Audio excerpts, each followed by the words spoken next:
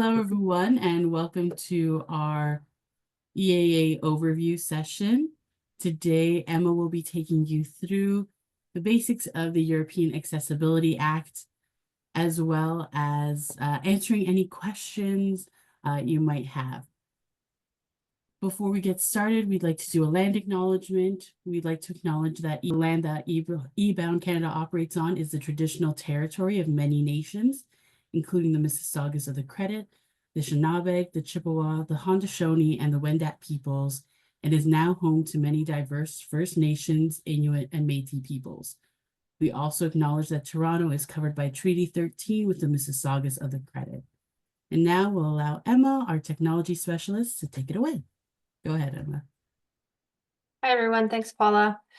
So I think I know everyone that is registered today, but it's a fairly small and intimate group. So we're happy to have people jump in and ask questions. You can post them in the chat or wait till the end to see if your question is answered. But let us know if anything is unclear throughout. All of the eBOUND staff is here as well, and we'll be monitoring the chat as we go along. So I think, as I said, most of you, I believe, know me. Oh, and my slides, there we go. And the eBOUND staff in general. So we always say that we're a small but mighty team of only 4 people full-time, working with all the Canadian independent publishers across the country. So we still get quite a bit done, and a lot of our work comes down to ebook creation, as well as distribution and marketing. And what today's webinar falls under is the education and research accessibility arm of eBOUND. So as you know, I'm sure by this point, by their very nature, ebooks are a little bit more accessible. And so naturally, eBOUND became kind of a go-to resource on accessible publishing within Canada. So as we also distribute to a number of companies in the EU, we've kept really on top of everything that's going on to the best of our ability. And so we're hoping to relay all that information today. I am the technology specialist here at eBOUND, as Paula said. So I handle the creation and distribution of metadata along with the creation of ebooks as well. And then Elizabeth and I are also Benetech certifiers. So we are trained in how to certify a publisher's workflow to make sure that they are creating accessible titles. Okay, so this is a fun thing that I actually learned at the last conference that I went to, Slidos. Maybe that's not news to other people, but I find them very fun and interactive. So you can actually grab your phone and open the camera app. And in the next slide, there'll be a QR code, or if you don't have your phone nearby, you can also just open another tab in a browser, and then you can type in the slido.com and the question here. So these are just our test samples here from the last poll, but I wanted to get a general sense for how people are feeling right now when it comes to accessibility. So I know it's difficult to pick just one kind of where you're at, but I'm talking kind of in regards to the overall thing, the overall your comfort level and knowledge kind of going into this. So we'll just let the numbers bounce around a little bit there. Well, that's good. We've got, I think most people are fairly hesitant to call themselves experts unless you're working primarily with accessibility all day, every day. So that makes a lot of sense. Happy to see that it's mostly intermediate. I think for the most part, a lot of this will be review, but with some additional updates about kind of where we're at. So that looks great. Glad to see. Okay. And then one more. So some examples in here. When it comes to creating your accessible metadata, so all of the marketing metadata, how do you send that out to vendors? So do you create it in the spreadsheet and send it out via CoreSource, or do you do it outside of CoreSource? Do you use just the CoreSource user interface, Booksonics? So some people do have Onyx providers, Book Connect to CoreSource spreadsheet. I'm glad that nobody is saying that they do only the CourseHorse UI. So I put that in there as bait. We do definitely recommend kind of sticking away from that because it is the most time intensive, and some of these other options are the better ones. Okay, so we know where people are at a little bit. Thank you very much. There will be one other Slido at the end, but you can get out of there for now. Okay. So the goals for this session, I just really want you to come away with a more well-rounded understanding of the EAA requirements, kind of like what they're asking for, so it doesn't feel so panicky. And then better instructions or a better plan for either your staff in-house or for your conversion partners, meaning the people who create your EPUBs going forward.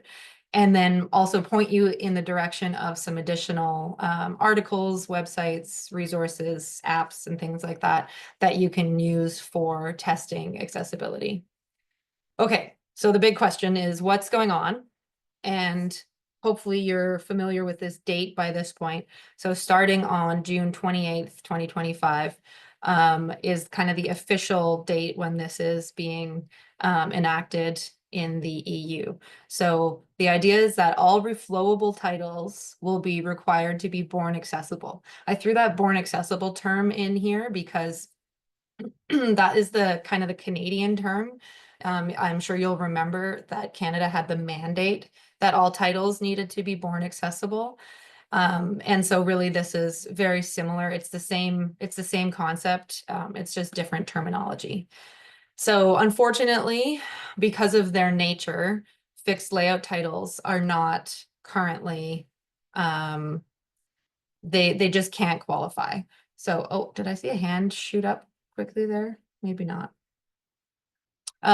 So fixed layout titles are anything that doesn't reflow, essentially, usually comic books or sometimes really complex textbooks with really complex layouts. So essentially anything that requires specific wording and photos or images or graphs on the page. And hopefully that's review. So we're trying to break it down into something that's understandable, and so that in your head you can check things off. I know that it would be nice to have a full checklist of, okay, this reflowable EPUB has this and this feature. Check, check, check, check, check. It passes. But unfortunately, as many of you know, the accessible book space is very complex and it's always changing. And because each EPUB contains such different data all the time also, it's really impossible to give a checklist that applies to every EPUB. For instance, certain EPUBs might reflow, but they have math content, or they have content in another language, or they have multiple images or no images. So as you can see, there's a lot of different factors that go into being able to call an EPUB accessible. But the number one thing is that it meets WCAG standards. So I think probably people have heard that acronym thrown around a little bit, and WCAG does apply to things like websites as well. But in this sense, we're talking about the WCAG standards that apply to digital books. So those are always in reference to reflowable digital books. So that's anything other than your fixed layout titles like comic books and things like that. So the best thing you can do really is make sure that when you're ordering books, you're ordering them, or they're getting created by people who have either certification or a very, very strong awareness of WCAG guidelines. And those are all available online. So synchronized text for audio, this is kind of an odd one because it doesn't usually apply. I don't know if anyone from Orca is here. I don't think so, but some people do. Orca does a lot of them where they have audio portions of their EPUBs where the authors, for a children's book, the author is reading and the text lights up as it goes along. So if you don't have audio portions to your EPUBs, then this one doesn't apply. But if you do have what they are also sometimes called is media overlays or text to speech or synchronized text for audio, that's when you have to make sure that when the words are being spoken in that audio, that it's lighting up each word. So as I said, that doesn't always apply. And then this is the other one. So again, these are very simplified things, but for most of you today, meet the WCAG standards and have proper ONIX and schema metadata included is the main thing. So we're going to quickly go over ONIX and schema metadata as well. So this one, if you open up your Slido again, it should have updated to this one. So I'm wondering if people have, and if you don't know, you can say like, no idea, or take a stab at it. It's all anonymous, so you don't have to be embarrassed. And I just wanted to get a sense for if there is an awareness of the difference between these two. Okay, that's good to know. Also just gives me a second to take a sip of water. Mm.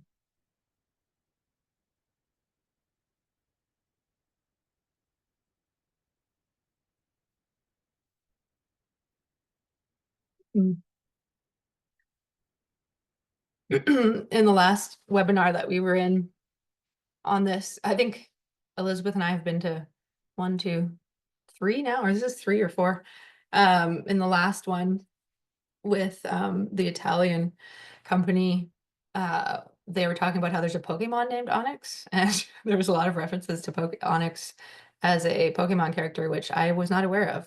So I like that Onyx lives outside the book. It kind of gives it a personification. And yeah, that answer is really good. So essentially, ONIX metadata is your marketing metadata that you send as a .xml file along with the content. So for any eBOUND clients, that's the files that go out from CoreSource along with the cover and the EPUB. Schema metadata, on the other hand, is just like someone said here, inside the EPUB file. So sometimes there is an overlap in those two things, but for the most part, the schema metadata needs to be inside the EPUB because people with print disabilities, sometimes they access the actual EPUB file outside of the metadata, the regular ONIX metadata. And so they would have no way of knowing if the features they need are in the book, unless it's also embedded in the schema metadata. Okay, so I hope that that's clear-ish, but yeah, this is a great way to say it. ONIX lives outside the book with them along with the marketing metadata, and schema is accessibility info inside the EPUB. Maybe you can just throw in the chat if everyone in this, have you opened here? I'm going to put it in the chat. Have you opened and looked at a book in ACE before? So you can just put yes or no in the chat. And I'll explain a little bit at the same time. So ACE by Daisy is a free app. If you don't have it, this is kind of your go-to to check accessibility info. And it is great for checking schema as well. So I believe I do have a little demo video here that I will play. Okay, so I don't see any no's yet, but just in case, because this is the same sort of concept as we see a lot at eBOUND, where if you don't do things on a day-to-day basis, it's easy to forget kind of where they are and what to do. So I will just play this video showing you a little bit about the accessibility. Okay, hopefully this is a review for most of you, but I just wanted to go over the difference between ONIX metadata and schema metadata and how to look for it at the individual EPUB level. So I'm going to bring in an EPUB that has no accessible ONIX or schema. And this is ACE by Daisy, so a free app. I'm bringing the book in here to check just really briefly the accessibility features that are in the book, even if there isn't any schema or ONIX in regards to accessibility. That doesn't mean that it doesn't have any accessible features, but it will tell you here if this book would be kind of a good candidate to go for remediation. And you can make that decision, you know, based on whether it's a book that's getting sales or not. It should really, and especially in the European market, then it would be a great one to go and get remediated. And the cost of that is usually fairly affordable, especially if you're going through eBOUND. So we can see here that there are some serious violations. I can read about them here, and in the details section, it will tell us what they are. So we see that there's some language specification issues, that this is in reference to the schema metadata that I already knew was missing. And then there's some color contrast issues with the links. So we know that this wasn't made by a certified conversion partner, or it was made a long time ago, and that there might be some fixes that are needed on it. So under metadata and then missing accessibility metadata, this is what it's referring to with the schema metadata. So if there's no information here, then that means that it hasn't been put into the EPUB. So again, the schema metadata is what is inside the EPUB, and it's really important to have it there because sometimes people with print disabilities will actually get access to the EPUB through different programs and you know, quote unquote vendors that give them access to the EPUB so that they can make use of it with their preferred assistive technology. So it's really important to have that schema metadata in the EPUB because that lets them know when they download it if it's going to work for them or not, if it isn't being displayed by the vendor just yet. And then the outlines here will show us if they're done correctly, if they're, and these actually don't look too bad. So essentially they should start at H1, and they're not quite correct. I can tell from looking at this, but it's very close. And so again, this would be a great one to go for remediation. And then if I click on images, this will show if it has alt text, and this is, okay, this is interesting. So there's lots of images of music and there's no alt text. It would appear right here in this alt attribute column. So we know that that's not in there. And that would be something that should get added as well. And then the reason that I know that there's no Onyx metadata for this title, so this is box head here, this is the one that we're looking at in core source, it would show up under product form features. Okay, and I'm gonna now show you what it looks like when there is accessible metadata and schema. So while that's loading, I'm going to go over. So I've flipped over to a different book now that does have the accessible metadata. So this is the accessible Onyx in core source. So as you can see here, it's got the accessibility summary and then all of the individual features that are listed in here. And if I go back to ACE, it has loaded the summary now, and this is what it should look like. So we've got zeros across the board here, meaning there's no errors, there's no violations. So this is blank. When I pull up the metadata here and I scroll down, I can see everything is listed out here. So we've got the accessibility features that are listed again. This is the schema metadata inside the EPUB. There's no hazards, and we've got the summary here as well.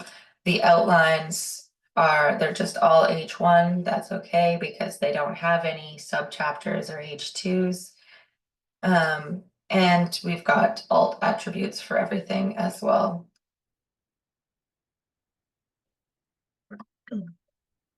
One other thing I wanted to mention there is that there will be, we just learned in the Ingram, so the core source webinar, there will be ACE integrated into core source, but we don't recommend that you kind of hold your breath waiting for that and use that. Just assume that that's going to be the only or the best kind of method. Right now, as far as their roadmap is concerned, it's not slated into a specific quarter, meaning it's listed in their next up segment. So we know that it's coming, but it hasn't been finalized yet. But eventually CoreSource will have ACE integrated into it so that you can run an ACE check on multiple titles at a time. So yeah, worth mentioning there anyway. So as we already went over, people have different ways that they can input their metadata, and I just want to quickly go over this. So the regulation here is coming from the EU.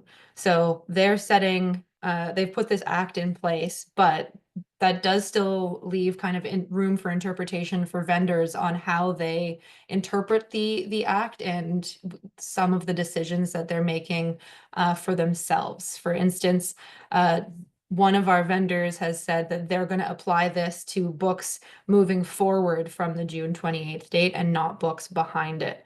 So what does that mean? Well, it means that the best kind of line of defense is just making sure that all of your books are accessible, that you have accessible metadata attached to them, and that you're continuing to prioritize accessibility moving forward.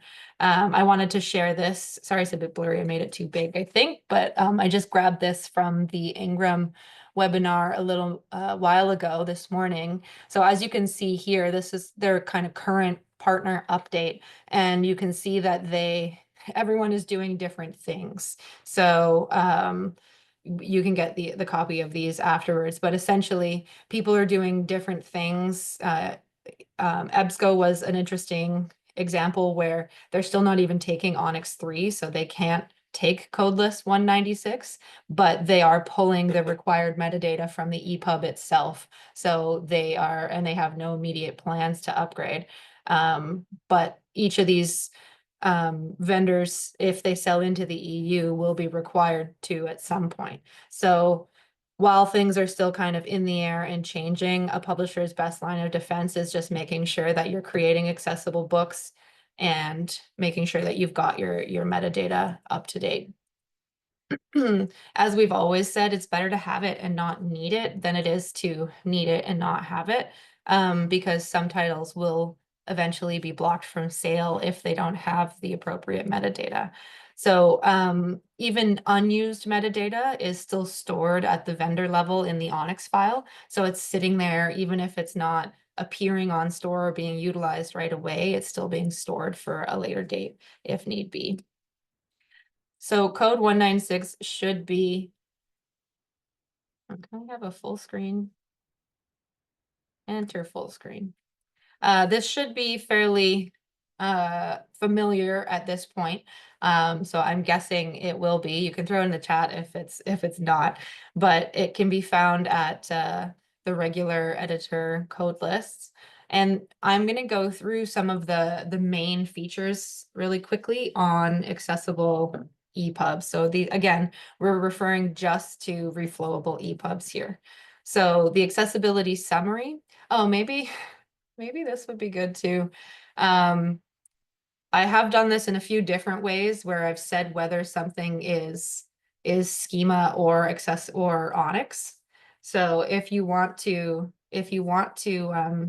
guess, you can definitely do that in the chat.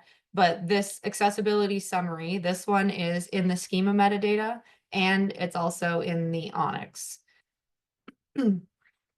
So it is a free form field, so it's not always reliable to cover all features, but it should be included. That says at the very least that this has been made to WCAG standards and that it follows all accessibility guidelines.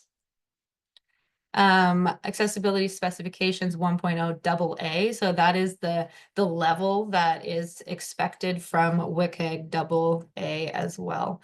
So this can be added in your Onyx metadata under the product form feature description. So it can carry a URL linking to the compliance report or certification provided by an independent third party.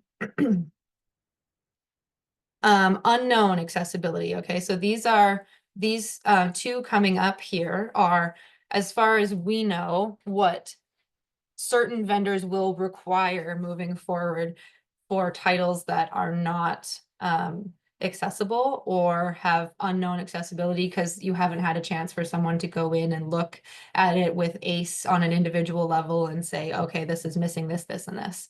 So unknown accessibility or inaccessible or known limited accessibility. So codes 08 or 09. So usually inaccessible or known limited accessibility would be used for fixed layout titles, comics, picture books.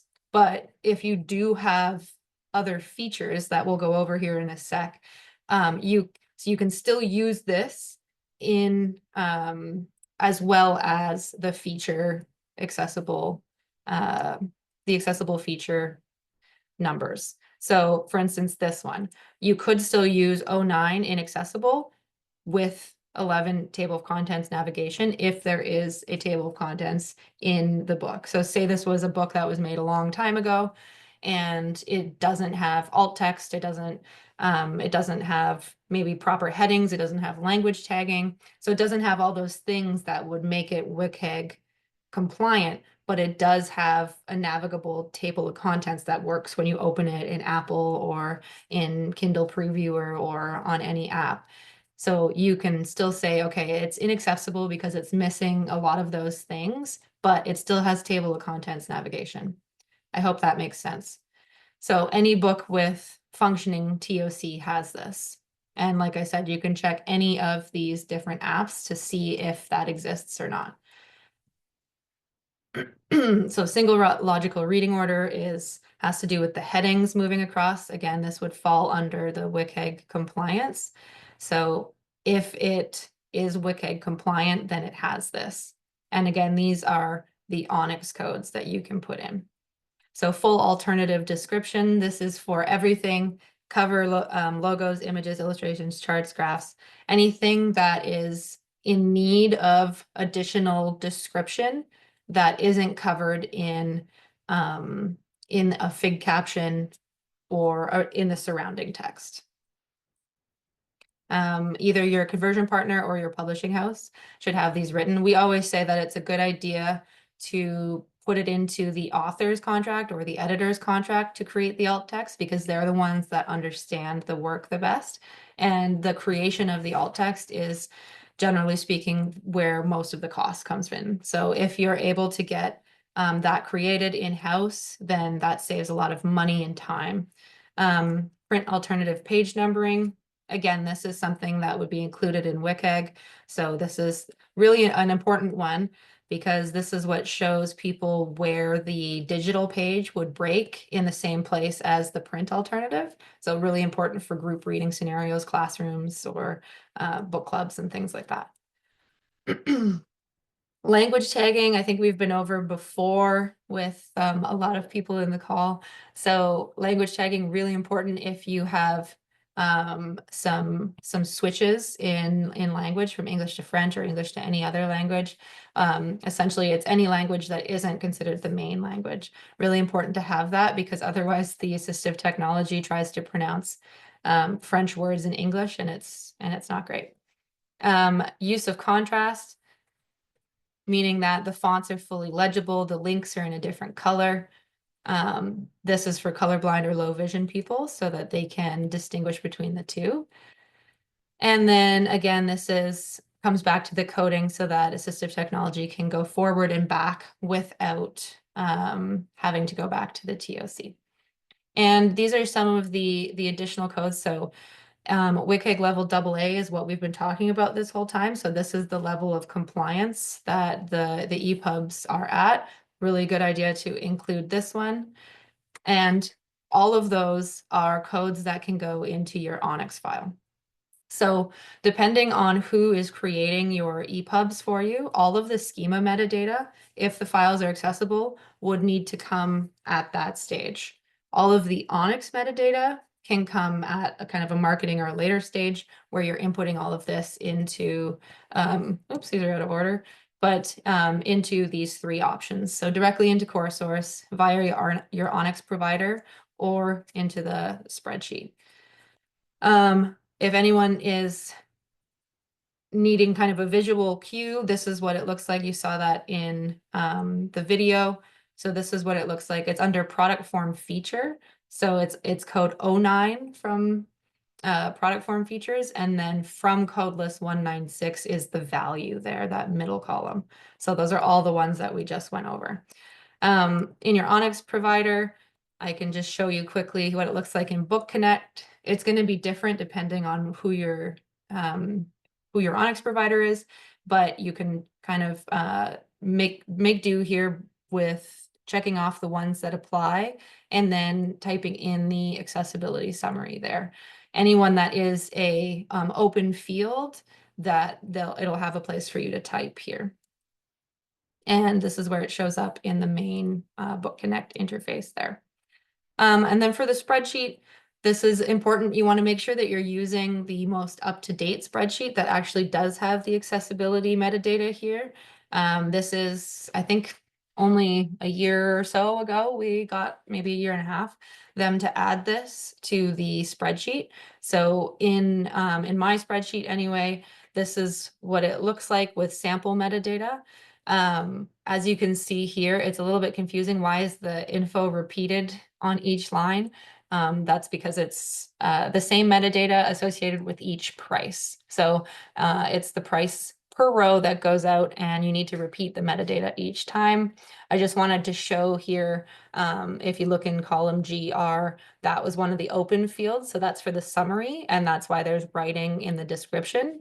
And then everything else is just, even though it says description beside it, you can't write in every column. So it will throw an error if you try and write in a column that is not actually meant to go with whatever feature that you've just added.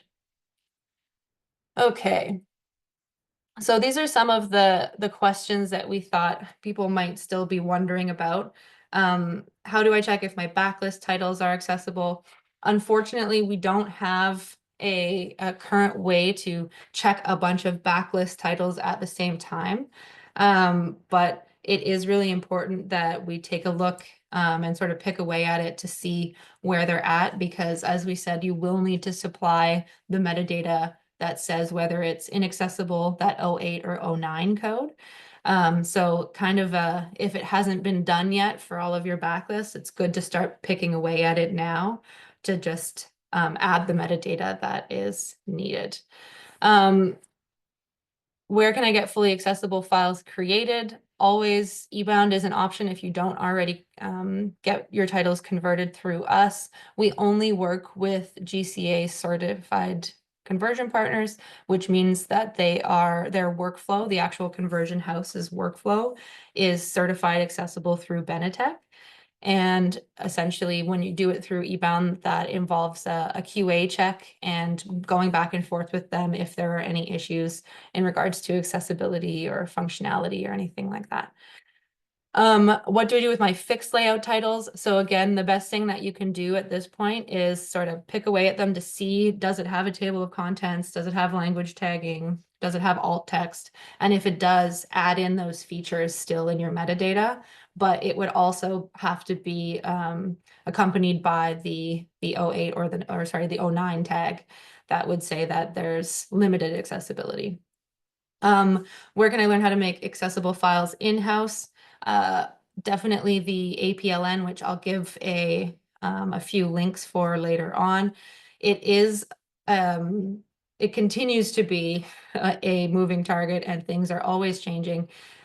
So the APLN is a great resource for publishers as we update that as much as we can, and we also have a community hub on there that where people can ask questions. So that's the apln.ca. So it stands for Accessible Publishing Learning Network, and it's a great spot to go for help. And then I know publishers are kind of feeling a little bit panicky about this whole thing, but I think it's really important to note that accessible books really are just better books overall for everybody.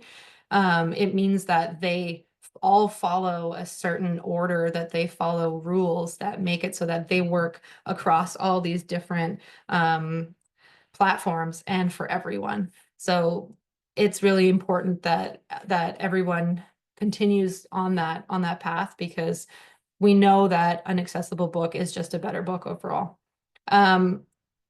And you can rest assured that all eBOUND converted reflowable titles are accessible. So we can make that statement as long as they've been converted by us, then they are accessible because they've been created through our GCA conversion partners. Accessible metadata opens up a much larger market as well, and can kind of get your book in front of people that it might not have otherwise. So the best thing that you can do as a publisher is just add this into your workflow, especially going forward. Don't skip on the accessible metadata. If you are using the spreadsheet, like I said, make sure that you've got that most up-to-date spreadsheet, because the old ones don't even have the ability to add the accessible metadata. If you are using an Onyx provider, it should be in there by now, regardless of which Onyx provider you're using. But if for some reason you're using an obscure one and it isn't, they will have to add it. And so you can reach out to them to make sure that they do.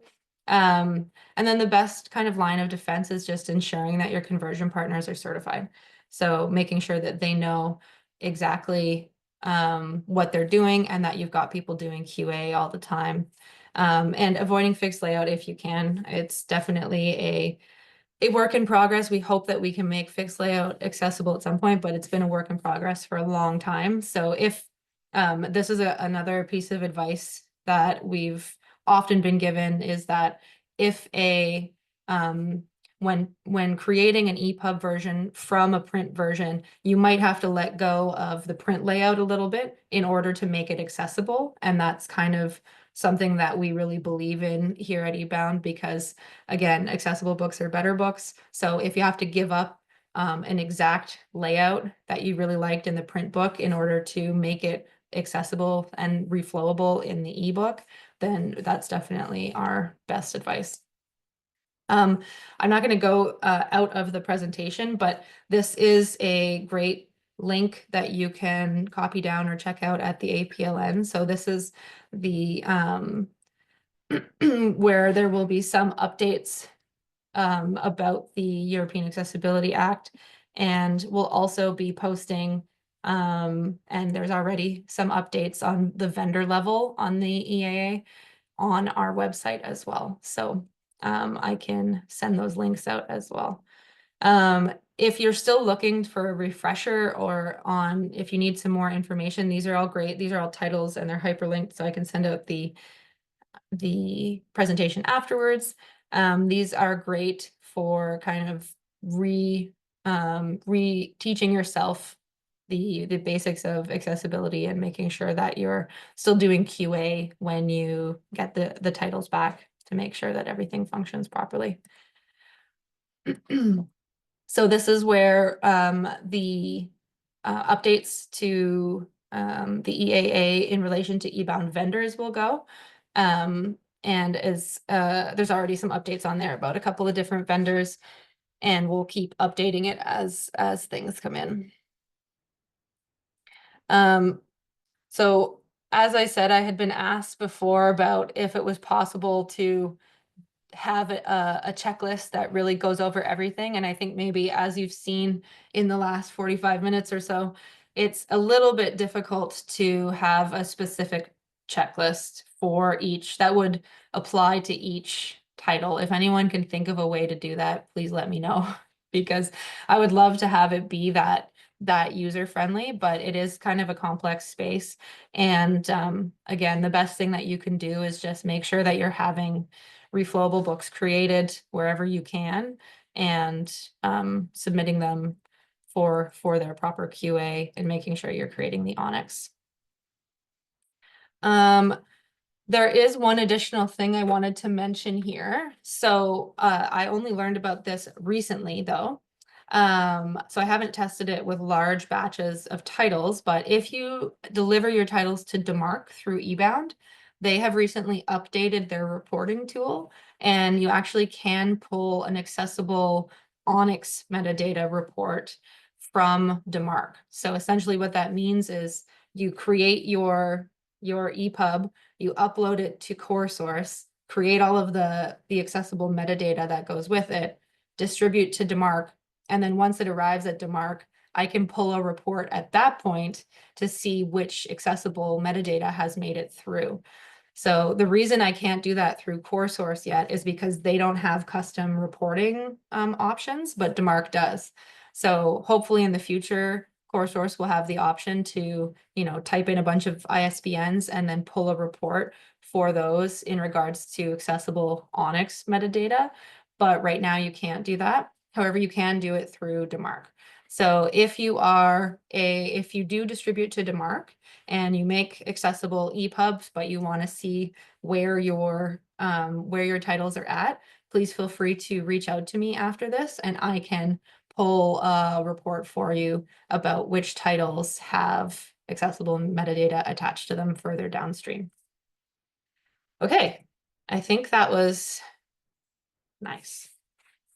That was exactly the amount of time I was hoping to talk for and to leave some time for questions. I know it's a lot of information, and a lot of it might be review, but essentially we're kind of in the same spot where it's just continue to make your accessible books and continue to supply the appropriate metadata, and everything should be okay. Thanks, everyone. Thank you, everyone, for joining us today.